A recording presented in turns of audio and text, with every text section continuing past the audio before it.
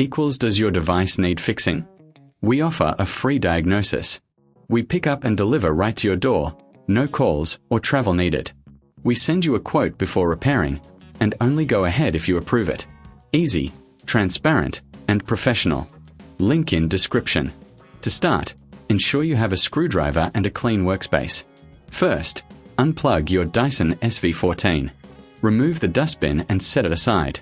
Next, locate the screws on the motor housing. Carefully unscrew them using your screwdriver. Once the screws are out, gently lift the motor cover. This is where you can perform a visual inspection. Look for any signs of wear or damage. If you notice anything unusual, it might be time for a professional diagnosis without obligation. After inspecting, clean any dust or debris inside.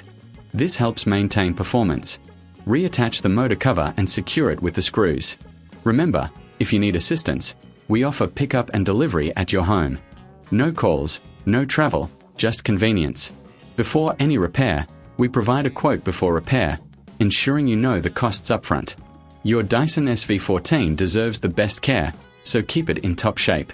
Does your device need fixing? We offer a free diagnosis.